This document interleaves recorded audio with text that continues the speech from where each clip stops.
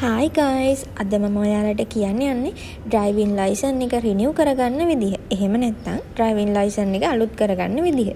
මුලින්ම කියන්න ඕනේ ඔයාලට e-channel එක හරහා ඔන්ලයින් බුකින් එකක් දාගෙන ඔයාලා කැමති දවසක් කැමති වෙලාවක් මේකෙන් දාගන්න පුළුවන්.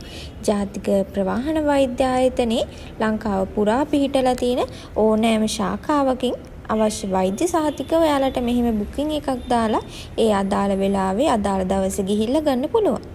ඉතින් බුකින් එකට යන්නේ රුපියල් 114ක් වගේ පොඩි ගාණක්. ඉතින් ලංකාවේ e-channel වලින් බුකින් කරගන්න පුළුවන්.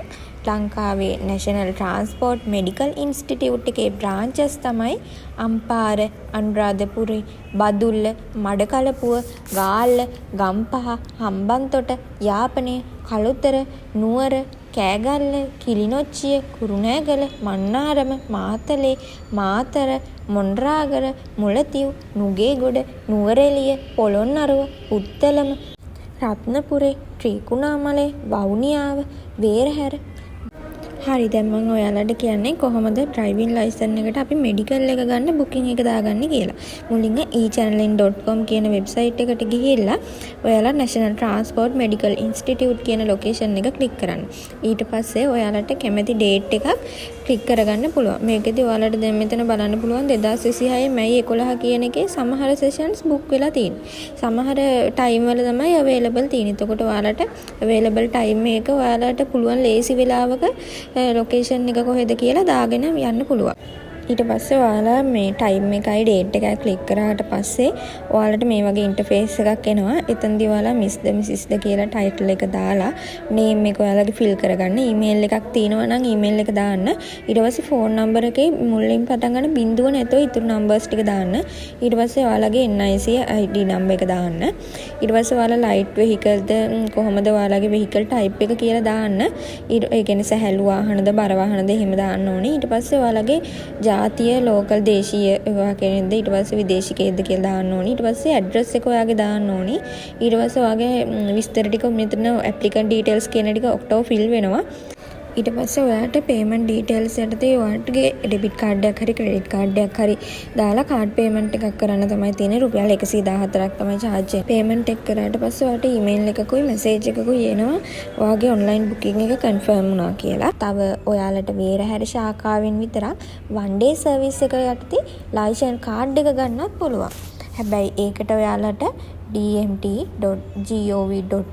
කියන Department of Motor Traffic website එකට ගිහිල්ලා අපොයින්ට්මන්ට් කියන එක ක්ලික් කරලා ඔයාලගේ NIC එකේ නම, ෆෝන් නම්බර් එක මෙතනදී ෆෝන් නම්බර් එක වෙරිෆයි කරගන්න ඕනේ. ඊළඟට බුකින් දිස්ත්‍රික් ඔෆිස් එකට ඔයාලා ලේසිම දිස්ත්‍රික් ඔෆිස් එක දාන්න තමයි තියෙන්නේ. මේකෙදි one day service ගන්නවා නම් වේරහැර දාලා අපොයින්ට්මන්ට් කියන එකට one day service driving license renewal කියන එක දාන්න ඕනේ. ඊට පස්සේ date and time එකක් select කරලා booking එක දාගන්න තියෙන්නේ. මේකට ඔයාලට කිසිම charge එකක් නම් යන්නේ නැහැ. හරි, දැන් මම ඔයාලට කියන්න මගේ එක්ස්පීරියන්ස් එක ගැන.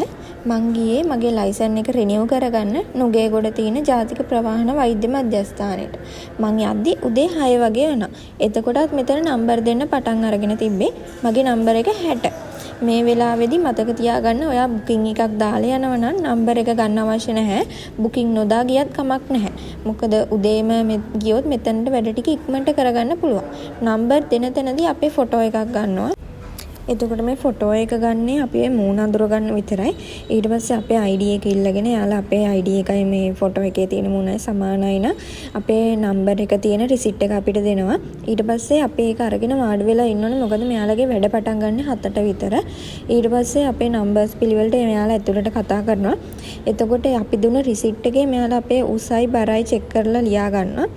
අපි ඇතුළට යන්න කලින් අපේ ෆෝන් නම්බර් එකයි සයින් එකයි මේ කොලේ දාගෙන අපේ ලයිසන් එක අලුත් කරගන්න නිසා ලයිසන් එක අලුත් කරගන්නේ මොන තැනින්ද කියලා මේ මෙතන කොටුව ඇතුලේ දාන්න ඕනි. දැන් මෙතන මම නම් නුගේගොඩින් තමයි අලුත් කරගත්තේ. මොකද මෙයාලගේ මෙතනම ශාඛාවක් තියෙනවා.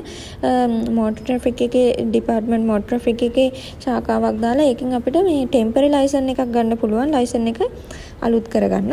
එතකොට මාස 5ක් ඇතුළත වගේ තමයි මට කිව්වේ මෙයාලා නම් ලයිසන් එක අපේ ගෙදරටම පෝස්ට් එකේ එනවා කියලා. එතකන් අර ටෙම්පරරි කොලෙන් තමයි යූස් කරන්න පුළුවන්. ඊට පස්සේ අපේ බරයි උසයි චෙක් කරාට පස්සේ අපිට යන්න තියෙන්නේ මේ අපේ මේ රෙජිස්ටර් කරගන්න තැනට. ඒක රෙජිස්ටර් වෙන පොයින්ට් එකේදී අපි බලනවා මෙයාලා මේ අපේ ෆෝන් නම එහෙම චෙක් කරන්න කියනවා ස්ක්‍රීන් එකේදී. නමයි ඇඩ්‍රස් එකයි ෆෝන් නම්බර්ස් ඒ ටික චෙක් කරගෙන ඊට පස්සේ අපි යන්න ඕනි පේමන්ට් එක කරන තැනට. පේමන්ට් එක කරන්න රුපියල් 1500ක් තමයි charge කරන්නේ.